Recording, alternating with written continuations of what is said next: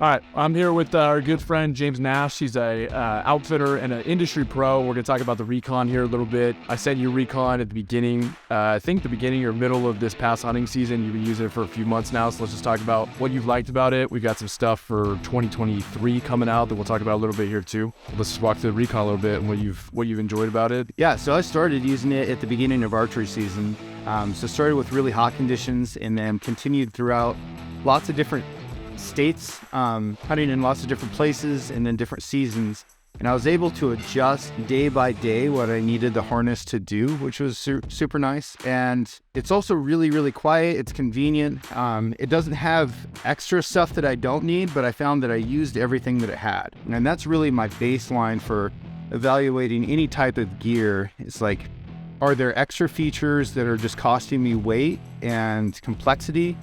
I don't like that. But does it have enough to do everything I need it to do? Yes, and this is really the first vinyl harness I've ever come across that has all of that for me. This one is set up a little bit different from mine, but that's the whole concept of a modular system, is you can set it up for what you specifically need, as opposed to just, this is what generally we think everybody's going to need, and here's a rigid system and, hope it fits. When you hit on the most important thing, the biggest value add to the Recon, which is versatility and modularity. What's really cool about the Recon is, our designer who came up with this is really passionate about the tactical side of the world, which we are also involved in, and well as a former Marine. And so he's looking at Molly going, why don't we just give people the option to build this the same way you would put on a plate carrier and go, okay, where do I want my mag pouches? Where do I want my IFAC pouches? Whatever. And then even down to the Velcro panel on the back that allows you to add the cummerbund attachment with the hand warmer. That was, obviously inspired by the sort of heritage of a plate carrier for our tactical side of the house. And then down to the name Recon, we really wanted it to not just be a hunting piece, not just something that people are going to hunt with, but even guys that are doing long range shooting,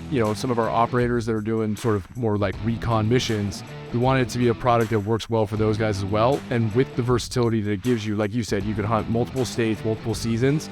You also can use it for multiple applications. And there's really nothing that it can do. Yeah, I agree.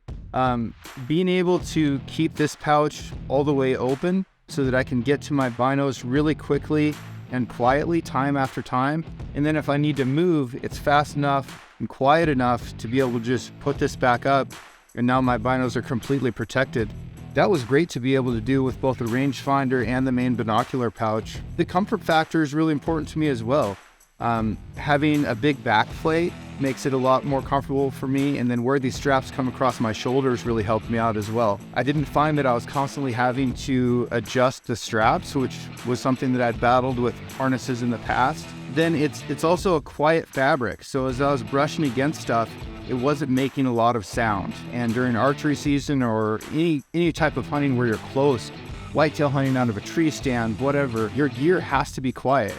And a lot of these fabrics are really loud. There's lots of times that I just had to drop my rangefinder, and I found that, this shot cord that came with it was of really high quality.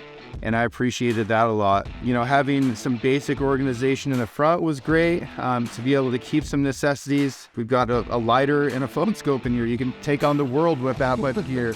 Yeah, it's just a really, really, really solid system. The hand warmer was super cool. I love that.